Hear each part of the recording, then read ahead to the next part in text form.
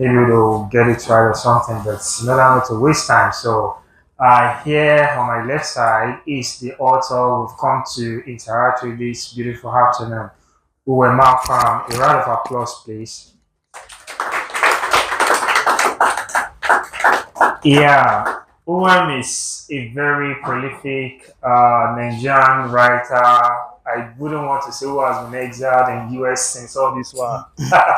Because he has had so many readings in so many parts of the world, but it's Nigeria. I mean, when I caught my teeth as a reader in the early 2000s, when I was reading more of Nigerian literature, the title stuck to my mind, even though I did not really buy them. Say you are not one of them, and then the cover of the book, which I think they got everything right to the book from the cover and then the stories themselves. So now it's a wonderful privilege for me to be moderating this session with Uwem in flesh. So again, a round of applause to Uwem. My whole name is Tope Enyobanke Adigoke, so I'll be moderating. But before that, let me introduce you to Uwem by reading his bio. Uwem Akpan was born in Ikotapan, Edda in Akwa Ibom State in Nigeria. Uwem's short stories and autobiographical pieces have appeared in the special editions of the New Yorker, the Opera Magazine, Ekima Review, the Nigerian Guardian, America, etc. His first book, Say You Are Not One of Them, was published in 2008 by Little Brown and after a protracted auction.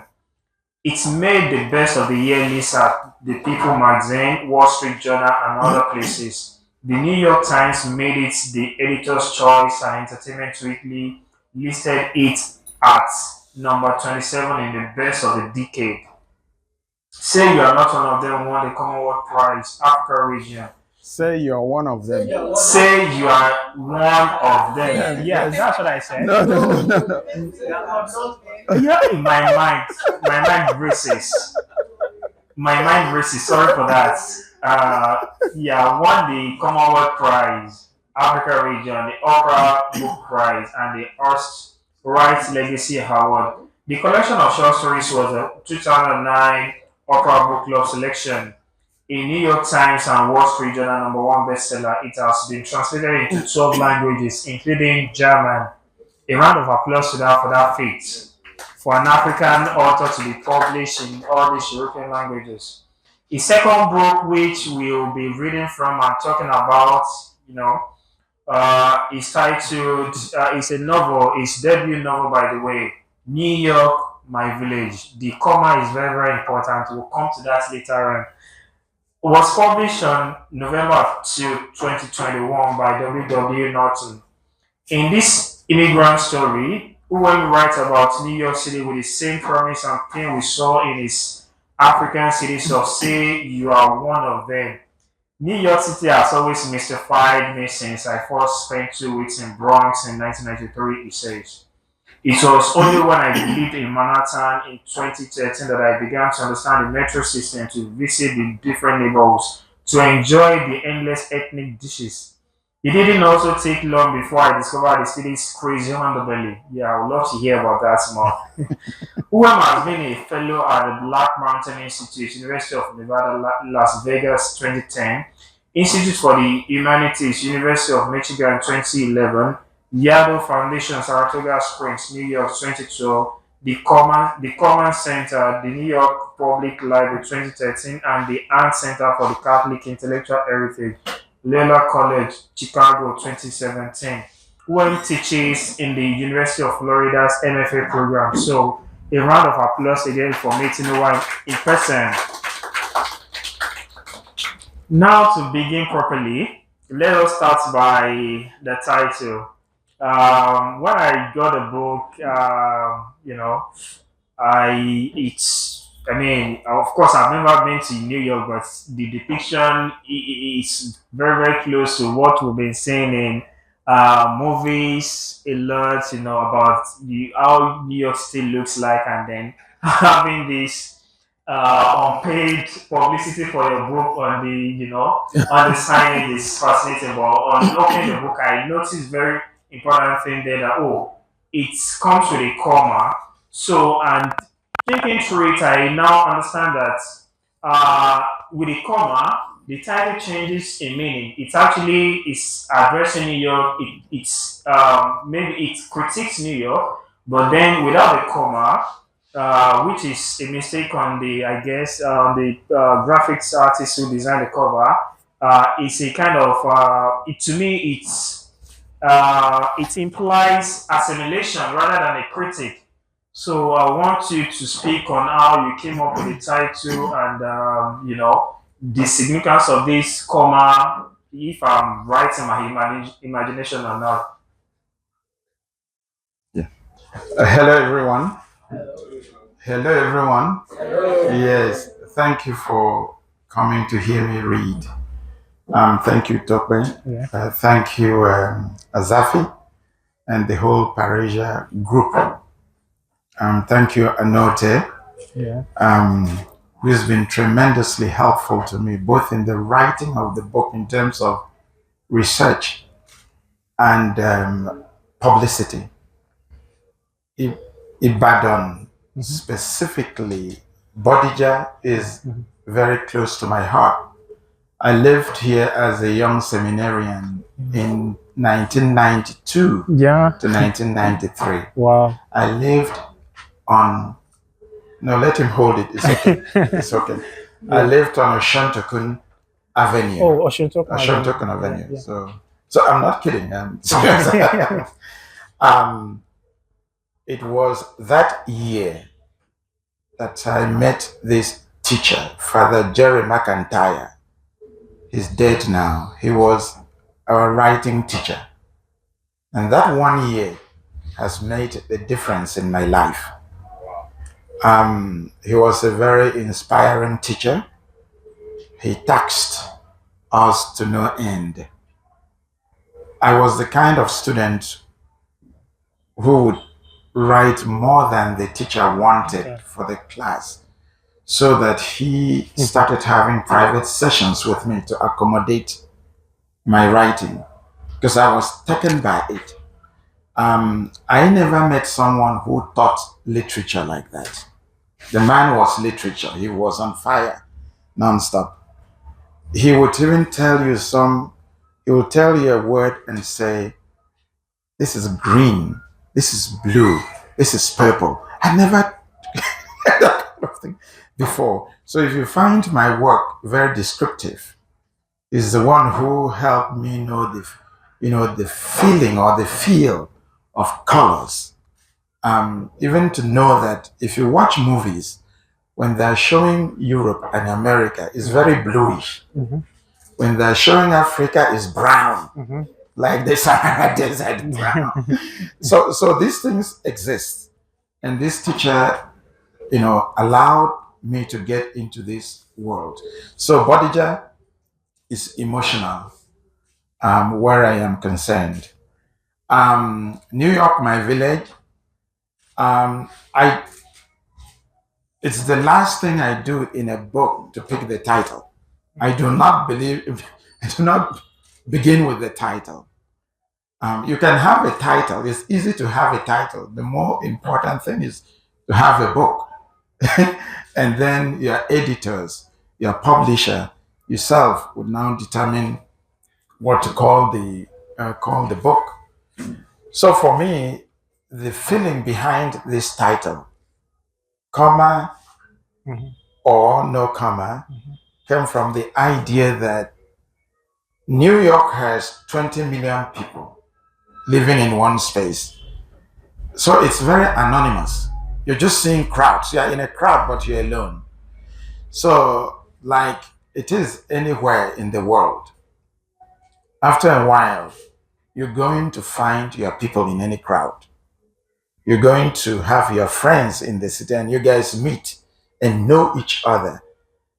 It becomes a village. You begin to form a village around yourself. That was what I was shooting for. Because if you begin to live in a city like that, unlike here in Nigeria, and Nigeria is becoming increasingly like that, you can live in New York for years and not know your neighbor. You don't know them. They don't want to know you. Okay. But you will know the people you work with. You will know your friends in the city. So no matter how anonymous, you're going to find your people after a while. So that's what I was shooting for. And my main character, Ekong Udosoro, arrives from Nigeria, arrives from Akwa Ibom to live in New York City. It takes me a while to begin to have his own people he can relate with. So that's where that was coming from. Okay.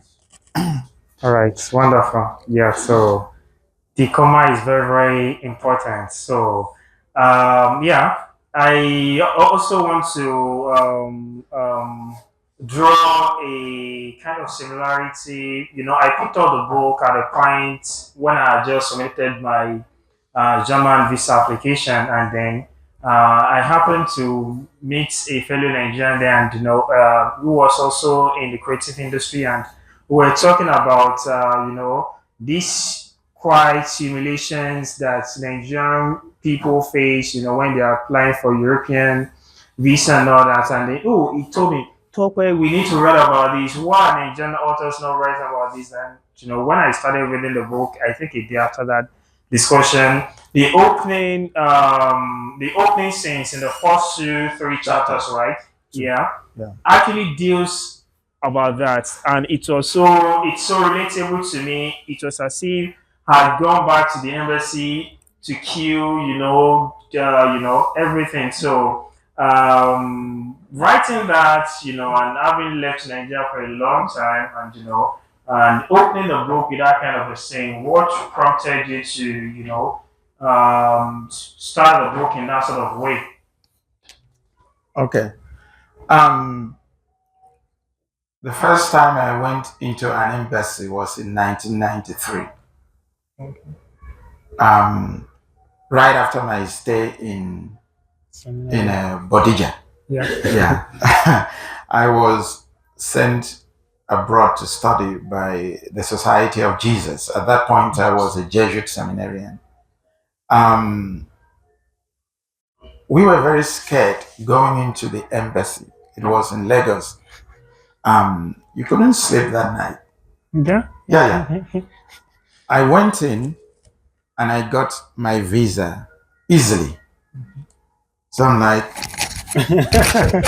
Same here. yeah. I came back home for holidays 1995 and also went to renew my visa. It went well. So I was like, but yeah, you never fail to see how people are being rejected. Mhm. Some of them, it's like the way they walk just pisses off the interviewer. So as soon as you get there, they say, no, you're done. All your dreams, gone.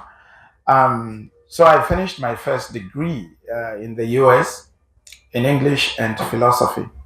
I came back, I worked in Nigeria for 3 years. I went to do theology in Kenya for 3 years. I got back to Nigeria. I taught in schools around Nigeria for a while. And then I started writing fiction. And I got admission into the University of Michigan. I needed a visa. Yeah. I went back to the embassy. Yeah. I went 10 in the morning. They interviewed me around 3:45. I was hungry. I could only drink cold water.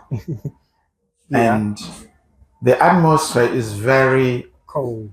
cold, but also wicked. Yeah. You're Oppressively cold. oppressive. Oppressively You're meant cold, to be yeah. feeling like this Yeah. all the time, that this is not your Yeah. place. Yeah. But when I went over to be interviewed, the person said to me, what are you doing in America? I want to go to writing school. Why can't you write here? Because you have a writing school in America and I'm interested. Who is paying your school fees? They have given me full scholarship. And this man looked at me and said, could you write me a short story? Wow. I was violated.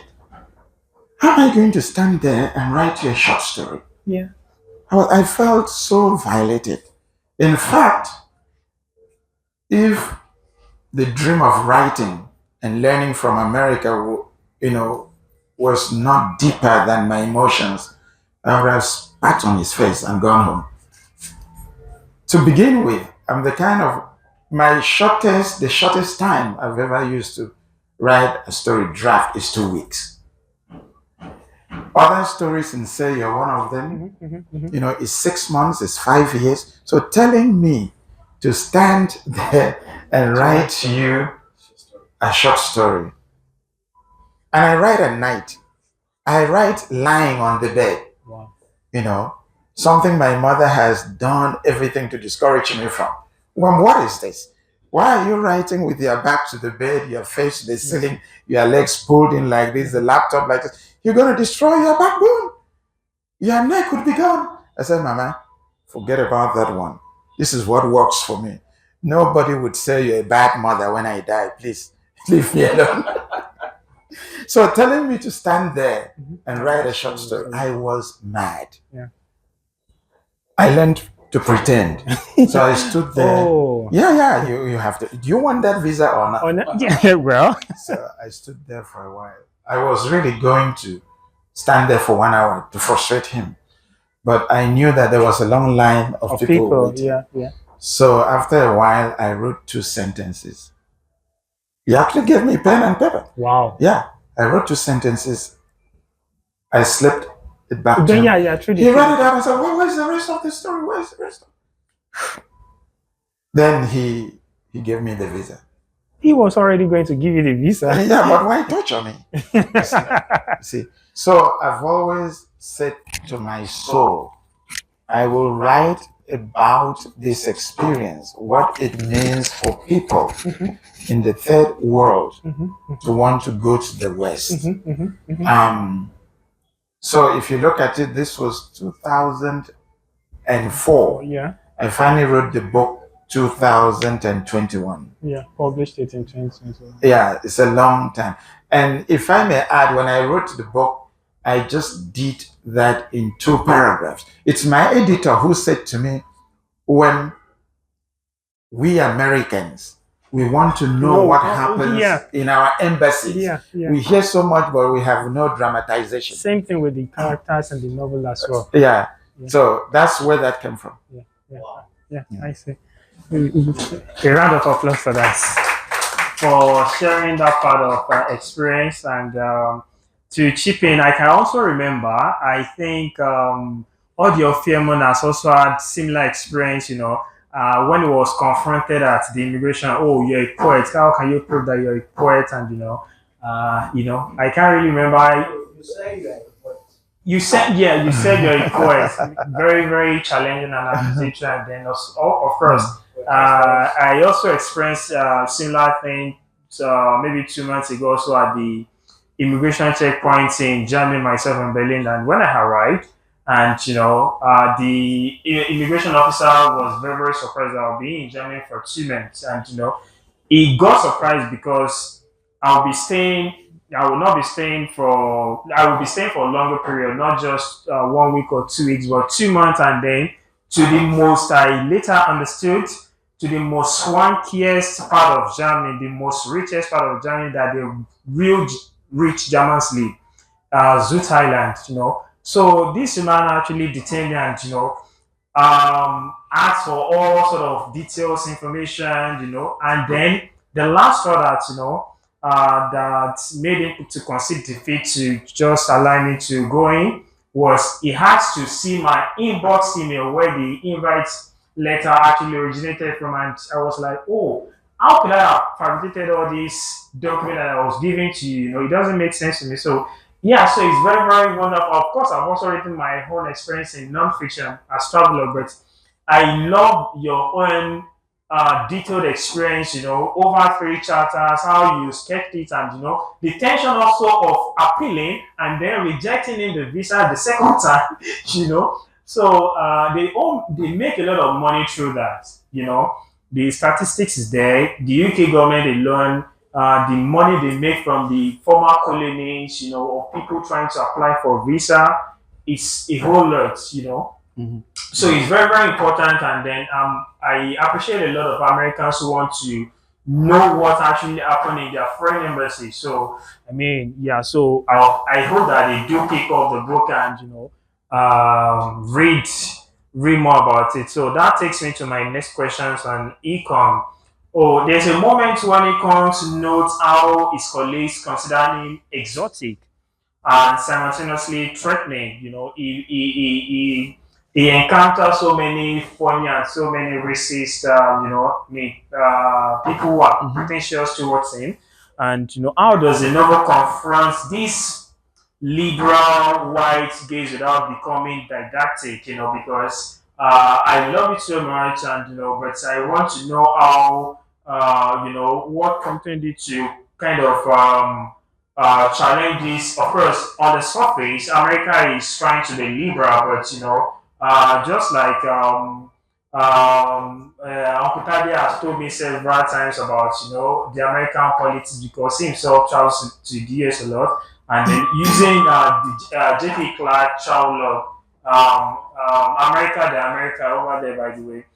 So this pretentious liberalism about America, and having lived there for a long time, I mean, can you probably talk about this Akon's experience and probably your own personal experience of probably um, being in that kind of similar situation before in the US? The the plan, the book plan for me came down to placing two things side by side. I am a minority in Nigeria.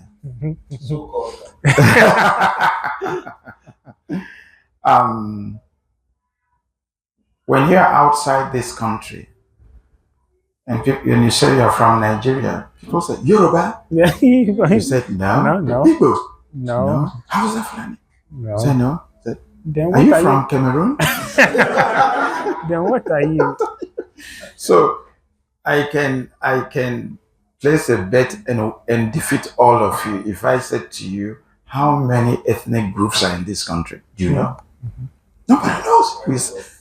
This year we say 400, then we say 500, then we say 300. Nobody knows. It's a mess. It is a mess. So I come from a small ethnic group in Akwa Ibom State. And you have the Bibios are the biggest in that state. They have their dialect. We understand them. It's probably like Ibadan people and Abeokuta people. Is that kind of thing. But we are two different groups. The Yorubas are smart to stay together and form this big umbrella. So um, my group is tiny. Nobody really hears about it, even in Nigeria. So that's where I come from, knowing that the big groups can overrun my group anytime. What bargaining power do we have? Now, you can say we have someone like Senator Godswill Akpan. Okay, he has had to maneuver to get that Senate president. You know his story more than I do, so I don't need to go into that. Now, when I go to the US, I'm also a minority there. So it's difficult in terms of how can you exist home you are threatened, outside you are threatened. It's the same thing with my friend here who is from Ibira land. Oh, you know, then when are you going to hear anything about the Ibiras? Because that tiny, but they have Natasha. That's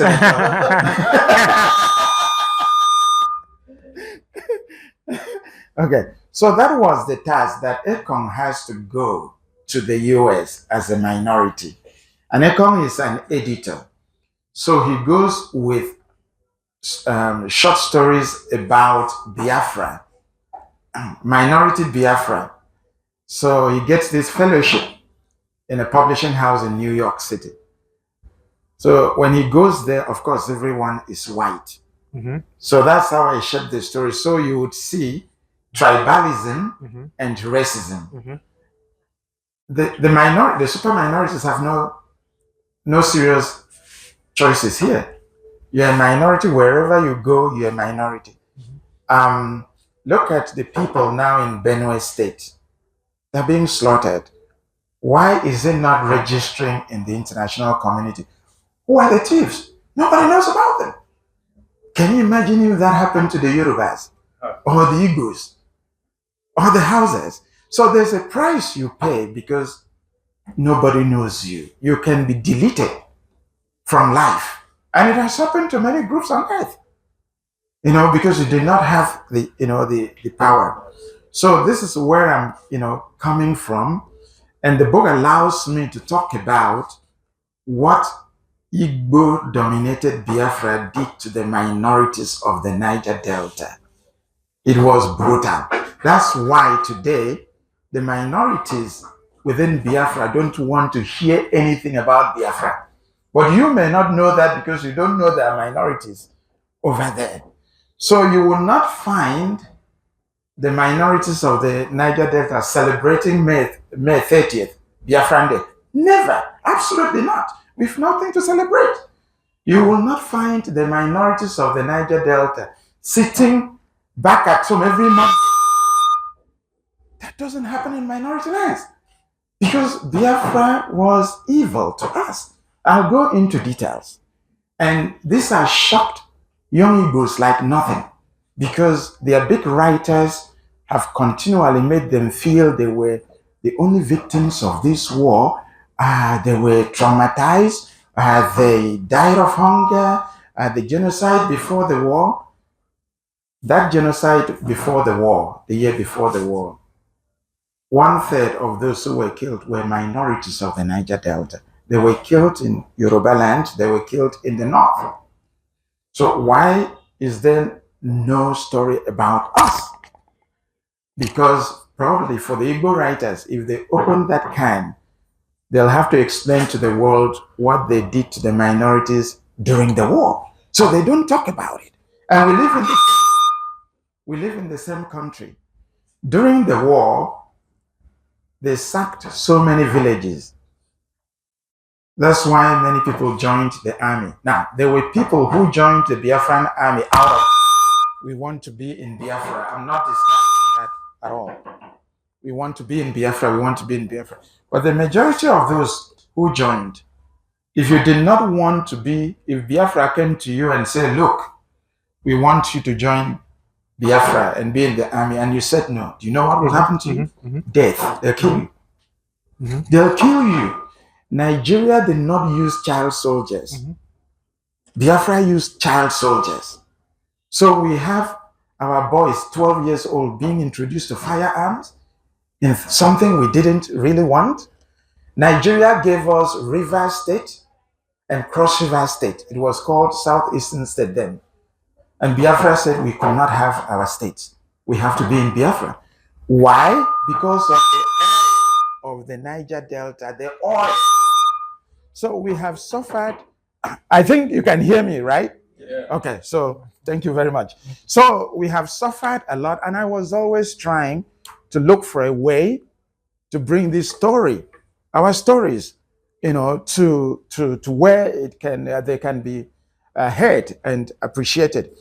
Of course, Ekong being in New York, he ran into racism. I think many people come to me these days and say to me, when did you work in publishing in New York City? Because of the way I've written the book. Yeah. And I've never worked in publishing. I try to do my research. I make friends across racial barriers and ethnic barriers so that I can know the people of my country, the people of my world. So when I have writing to do, I can take the book and give to my Igbo friend and say, does this sound right? And they will say, okay, no, this doesn't sound right. That does not sound right. Don't change the story, but make this work right. I have friends in publishing, and they said to me, when we are getting it right, but the language register is wrong. We don't say a black book. We say a multicultural book. You see the difference? If you are not used to that register, you think it's a good thing. You don't know they're talking about black. and Latino. Mm-hmm. So, um, relating with people from all backgrounds has helped me a lot in my writing and in being a human being. I used to be a Catholic priest, so that also helped. In fact, as painful as my book is to many Igbos, it was actually my Igbo friends who helped me do the research because they said to me, when you have been our friends and we did not know what happened to your people in Biafra, we will get you the information you need because these stories have to be told. Can you imagine that generosity? So when I write like this, it's not because I don't have Igbo friends, I don't appreciate them. On the contrary, most of my friends are Igbos. And people like Chika Unigwe, Oke Ndibe, as soon as this book came out, they went online and urged the Igbos, be open to what Uwem is saying, because it's a new dimension to this story. Achebe wrote his book, There Was a Country. You tell me, in that book, the Biafran soldiers don't do anything wrong. Can you imagine an army any place in the world that is innocent? No. Even if you bring the military to Ibadan now, Ibadan, people are like, no, no, no, no, no, no, no. They're supposed to be deployed outside so they can wreak havoc. So that's the critique of Achebe's book. The Biafrans are too innocent. They don't even come someone. Yeah. Why that kind of depiction? So I was very traumatized to see that from someone I admired too much or so much.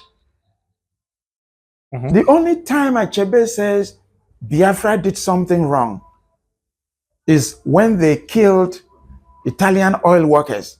Biafra slaughtered 11 of them Italian. That's what ended the war. The white world went like this. Biafra has to be deleted. All the while they didn't pay attention, they were drilling this oil. Then Ojukwu overplayed his hand in 1969, May 1969. He's sending the commandos to kill those oil workers, accusing them of sabotage.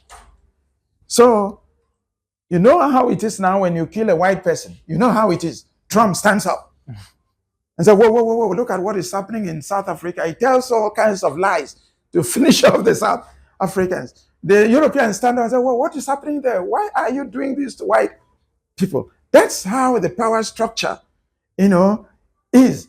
Not to talk about touching Israel. You don't. They won't want to think twice. So Biafra made the mistake to treat the Italian workers as if they were minorities of the Niger Delta. And a decision was made. For 1 month, Ojukwu announced, made broadcast boasting that they are reacting to the death of 11 people, whereas, black people were being killed during Biafra and they did not intervene. And then he arrested, I think, 19 of them and put them on death row in Biafra. Germans, Italians. So the white world left those who had died and started begging for those who were alive. And they considered this serious humiliation. So after a month, Achebe, who was the international war propagandist, publicist, envoy, he was begging Ojukwu, please release these people. So, because if you don't release them, we will not have Biafra. Yeah. After 1 month, Ojukwu released them. So if you notice, from June 1969, he released them on that month. After 6 months, there was no Biafra again because they blocked the routes for black market weapons. The Europeans shut it down. The Americans said, no, they cannot kill our people like this. This is what ended the war. If you read Achebe's book, you'll see it. If you read Godwin, Isama Alabi, Yeah. Why we struck? No, Triumph of Tragedy of Victory is the name of the Tragedy of Triumph. One of them. Yeah. You'll see this is what ended the war. Okay. Yeah. It's not as if the white world sat there and said, "Oh, they have killed each other too much. Let us have." No, no, no, no, no. Is It's that because yeah, it yeah, touched yeah, a rod nerve. yeah? You touched their own, Yeah. and they said, "No, you don't."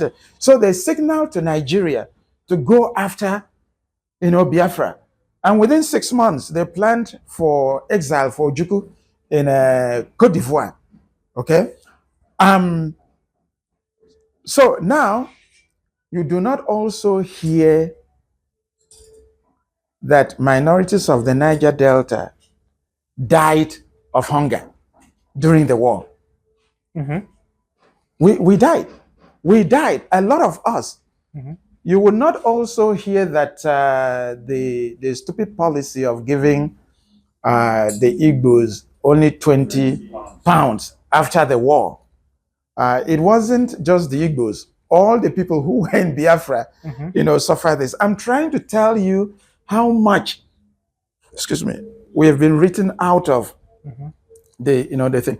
And the worst of it is generally the Igbos call us saboteurs. Mm-hmm. We in the night, yeah, Saboteurs. yeah, that because we didn't want Biafra, we are the reason they lost the war. Up till now, I'm still being called saboteur. And what was the punishment for being a saboteur? It was instant death. And I came to seminary here in Ibadan, and the Igbo seminarians were still calling me saboteur. Wow. These things permeate the seminaries, the priesthood, the religious communities. You are a Yoruba man. Do you know how much the Igbos have cried that your church redeem? You are redeemed, right? Yeah. Yeah. That the Igbos are squatting there. That is a Yoruba thing. They are not really accepted. So tribalism permeates all these things. So it's in our advantage to sit down like this as a group Mm-hmm. and ask yourself how many friends you have from all these other groups so they can expand your mind. Anyway, I think I've answered your question. Yeah, Fire yeah, on. a lot of questions, Yeah. by the way. I think you've answered three questions altogether. So, um, yeah. So my next question is also continues this conversation about Ekong. It seems to be America seems to be a country of its refuge, but only a different type of siege. It's under a different type of siege. If you could agree with me, why do you think migration? What do you think migration does to the psyche of Ekong, who carries, this historical guilt and historical trauma, even though he was born just a little bit after the war, just like yourself, and survivors' remorse and cultural expectation, And then I've read a lot of reviews in which Igbo, I wouldn't want to say Igbo reviewers, but some reviewers generally uh, um, tend to see him as being agitative. I mean, yeah, agitated, and aggressive, But of course, yeah, just do you get my question? Yes, And yes, the yes. psyche of Yes, carrying yes. the historical trauma and Yes. finding himself as a minority again in Yes. America. Yes. The most comfortable place for you, your psyche, Mm-hmm. your makeup, is generally where you were born and you grew up. Your body is attuned to that. You know the culture, the terrain. When you move to another place, your body gets a shock. Mm-hmm. So if you were living in Igbira land, for example, or in Enang land, or in a Nokbe land, Mm-hmm. and you Okay. suddenly came to Lagos, this big city, you're going to struggle before the flyovers, Yeah, yeah, the yeah. The language, bridge, yeah. how things work there. The farther you go from home, the more that trauma would be. So the human spirit is going to try to adjust. Mm-hmm. Okay, so Nigeria is very blessed from the desert to the sea. In terms of mineral resources, we are very blessed. In terms of human resources, I mean, think of all our brothers and sisters out there, anywhere in the world, we are holding it down. That comes from some energy. You know, I say to the young ones, there's nothing wrong with you. We, the elders, we have betrayed you because we've not given you a program, a structure for you to thrive. There's nothing, absolutely nothing wrong with the Nigerian youth. So I want to emphasize that because for many of you, it's very painful. I went to a public primary school in this country. There was no nursery school. There was only one for expat children when I was growing up. Yeah, there's I no went to public. private. Yeah, The children of the local government chairman. chairman came to public primary school. The sons and daughters of the police boss. So they paid attention to public education then. Anybody who is of my age range knows what I'm saying is true. So 1985, IMF came in, Babangida, and so on and so on. They started looking at education as an educational financial venture, build schools. And now the children of the rich started going to those schools. They de-invested in public schools. That's why we are where we are now. So you find Nigerians going to the coldest part of Canada to live. And two of my brothers are in that situation. They have to adjust. Their bodies are still feeling like Akwa Ibom and Lagos, the rainforest of Nigeria. They have to adjust. But those who are adjusting, the kids 4 years old and. So when you move away like that, the farther away, the more difficult it's going to be for you to enter into that culture. People are going to also make a lot of mistakes towards you. They may not even know it because they are not used to you or your culture. They may not be used to living with black people. Yeah. I went to Beijing, and that's the capital of China. Yeah. And I was in Tiananmen Square, of all places. And two people approached me, husband and wife. They said to me, please, don't be offended. We come from the interior of China. And that is our child. She's 4.5 years old. Yeah. Please, don't be offended. Can she come and touch you?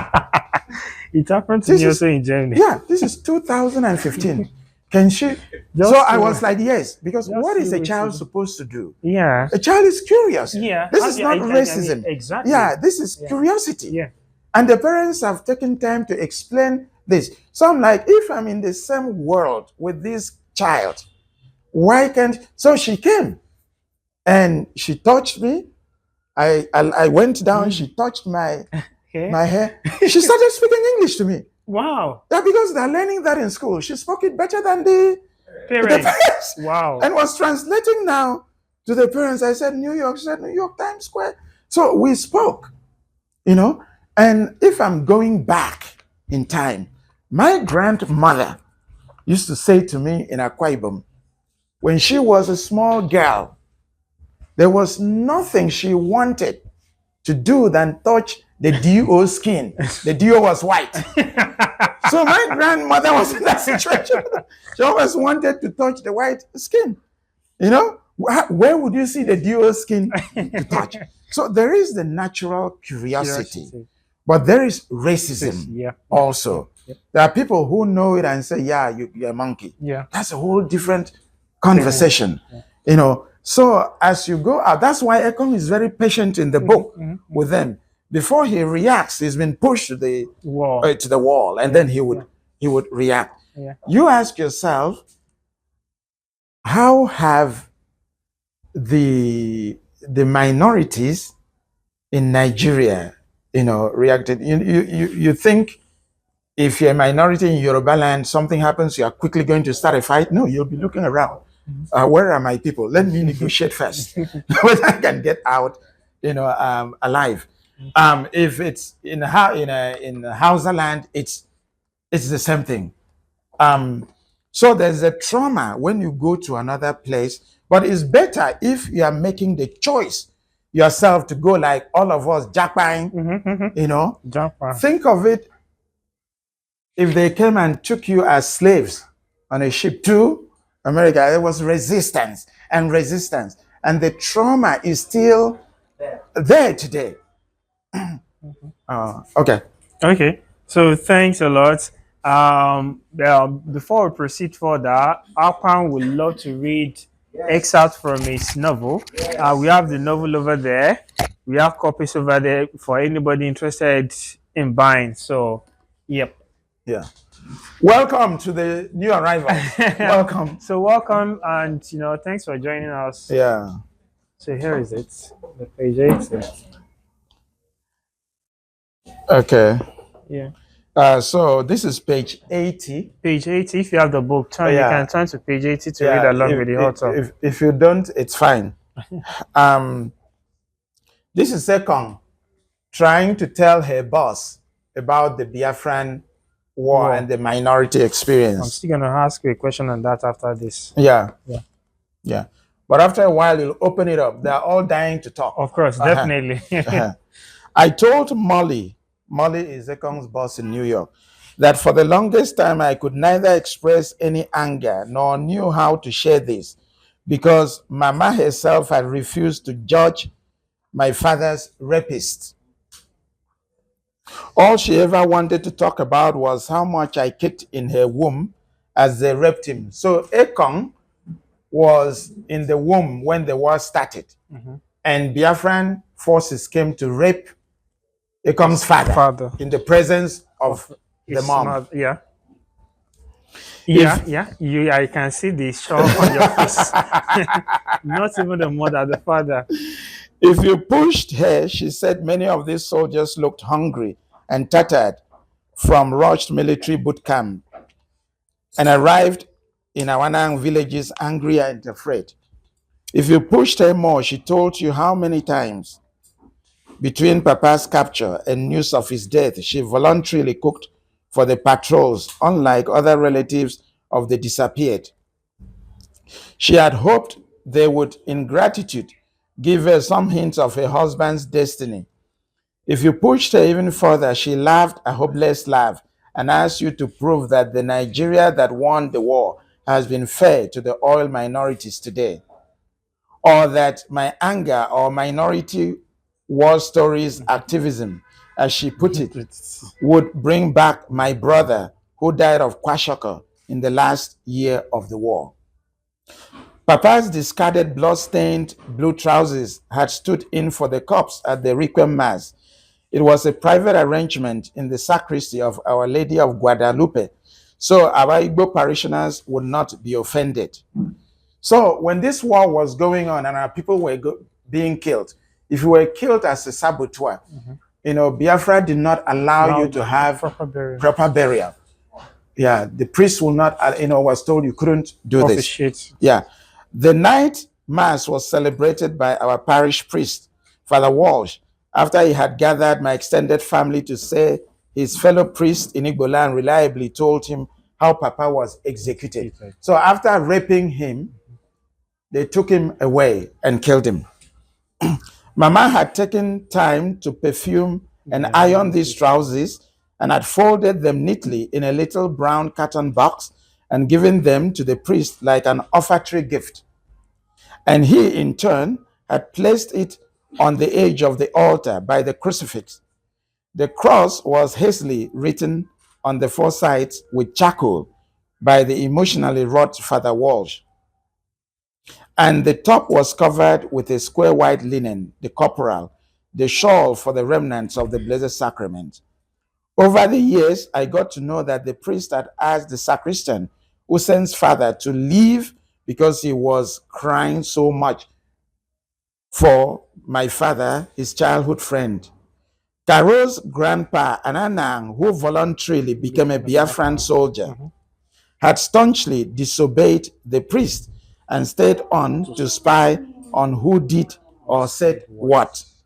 The man was already hated for masterminding the disappearance of two of Tuesday's uncles, after he learned they had defecated on the Biafran flag. Flag. I think let me Stop there. stop there. So it wasn't easy for the minorities of the Niger Delta.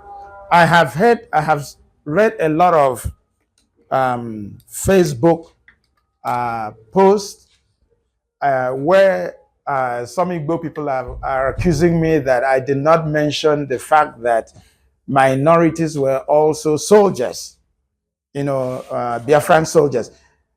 I've just read to you now that was saying that this man was a soldier. He voluntarily joined Biafra, and during this burial, he was coming to spy on who did what, so they can come for you later. Okay, if you get to the end of the book, the acknowledgement, you'll also see me reference, how gracious Biafran soldiers, both of Igbo and minority extraction, have been to me, because I spoke to a lot of former soldiers, and the pain they carry today, whether it's Nigerian, whether they are Nigerians or Igbos or minorities of the Niger Delta, the pain is deep. I'm sure some of you know of Helen Abila. Yeah. He's a minority. I think, is it KB, Bauchi area, Gombe. Bombay, Gombe. Yes, that's where he is from. He told me that his father fought in that war on the Nigerian side. Right. Yeah. When the father came back, he was born as the father was leaving. The father came back 3 years later. Wow. And the father was always angry. Wow. So he lost his father as he were in the war. Yeah, he never knew the father beside the anger. The anger. Yeah, and it had to do with the war. So there is a lot of pain. 100,000 soldiers, Biafrans and Nigerians died in the war. There's a lot of pain. So we need to talk in this country to say, what happened. At least 3 Yoruba writers have approached me and said, well, can we write fiction about the Biafran war? I'm like, yes. And they said, no, they will accuse us of, we were the, we were the oppressors and we now, right? I said, you can write, but you have to write with compassion. What you would probably do is to write about a Yoruba child who lost his father, the breadwinner in the war. What was that child's mistake in life? And the widows, they lost, so you can get into it, but don't write as if you're going to oppress the Igbos or the minorities of the Niger Delta. No, write a human story that has people, on both sides. Because as bad as what Biafra did to us was when Nigeria came in to push out the Biafrans, the bulk of those who came were Yorubas. They came in from the sea, Oron and Calabar. So as soon as they flushed out the Biafrans, they turned on us. Wow. Are you kidding? I'm telling you. So you are shocked now. Yeah. Your fathers and your grandfathers. Man, what they did to our women. Oh. You know the whole myth of Calabar women. Now they went a wolf. Yeah. Oh, they were brutal. There are stories of them tying people to the back of vehicles and dragging them on motorbike, a tarred road as a way of killing them. So there's a reason why Nigeria was not comfortable with discussing the war. Okay, I think one thing Tinubu has done, even if you don't agree with a lot of other things, is he has said history should be taught now in school. So these stories will begin to come out because young Igbos don't know what happened in this war. So a lot of them are shocked as I'm talking. But I praise Gen Z. They are really asking me questions. The coconut generation. They're asking me questions. Young Yorubas are asking me questions.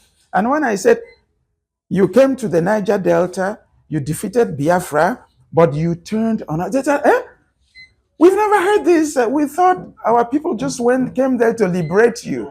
It wasn't that. No military expedition is clean. Ever. Think of the UN sending forces. After a while, you hear that they raped women.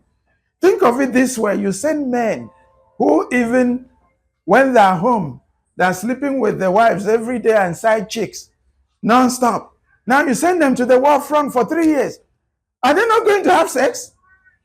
And since they're soldiers, you cannot say the woman who allowed this did it freely. If a soldier asks you for kwekus and you deny, what do you think is going to happen? Yeah, something is going to happen to you. Even in today's workplace, if you go for a job interview and after talking, they'll say, give me now, give me that thing. Women know what I'm talking about. Sometimes they will not give you the job just because you didn't want someone to monkey with your breast. So if that is happening to the UN soldiers, very well trained, American soldiers went to Vietnam. After 20 years, half caste started showing up. One side of the face, American, the other Vietnamese, which means they were doing something over there. Okay, 20 years ago, the Kenyans sued the British forces who had a camp in Kenya. You know, they started seeing half caste. And the women said, well, they asked for kwekus.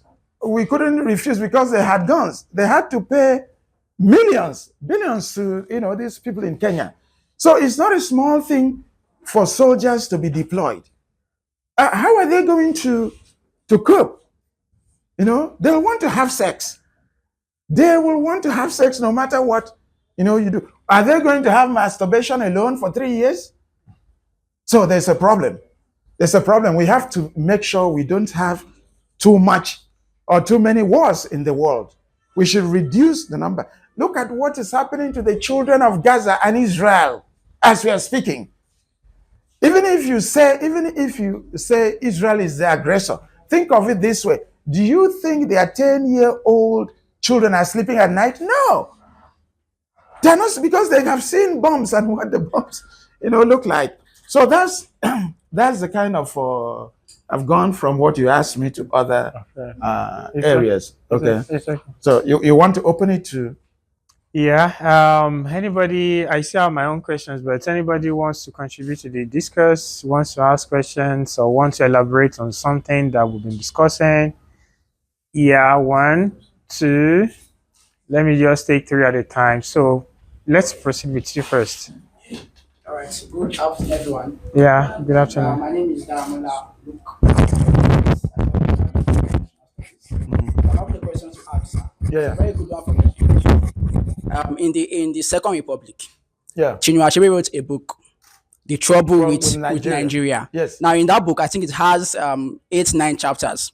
So one chapter was dedicated to discuss the Igbo people, Yeah. the Igbo problem. Yeah. So in that chapter, he was proposing that Nigeria problem could be resolved if we have an Igbo as the leader of the country from Chinue's perspective. Now, in your book, your argument says we're having some minorities in the Niger Delta that are against an Igbo leadership in that region. So what is your take? Do you really buy into Chinue's narrative that if Nigeria is to become a very good country, we need an Igbo person to head the nation? That is one. Then within that region, how much of a hate today? Now, okay, for an example, I'm light skinned. If I go anywhere in this country, the first thing that comes to mind, I'm an Igbo person. So, so anytime, and I'm not from Igbo land. I'm from Okun land. Yeah. In Kogi State. Yeah. The Yorubas in Kogi State. Yeah. You understand? So the question is, even in Lagos, if you are not a Yoruba in Lagos, in a sense you are an Omo Igbo. Yeah. That's in Lagos. Yeah. So the question is, in the Niger Delta region, how much of a hate today do we have? Because, for example, now we are having the Biafran move. It is going latitude and longitude. Let me take the ones you've asked so far. Okay, all right. Yeah. Let me try to answer. Okay. I believe with all my heart that every Nigerian, irrespective of the ethnicity, should be able to govern this country. That is my absolute belief. Okay. Um, so whether the person is Igbo, Anang, Yoruba, once the person has the qualities um, and can marshal, has to do a lot of politicking, you know, they should be able to aspire to the highest office in the land. Now, I don't agree with Chinua Achebe that if the Igbos leave Nigeria, Nigeria would collapse. I don't. That's in the book. I don't believe with I believe that is the case. But I believe again. I want to stress this that the Igbo should be able to aspire to to be president. Peter Obi, actually, I endorse Peter Obi. You know, Your favorite candidate? my favorite candidate. This time he went toe to toe with Atiku and the current president, Tinubu. Not to mention the others. So the Igbo should be able, to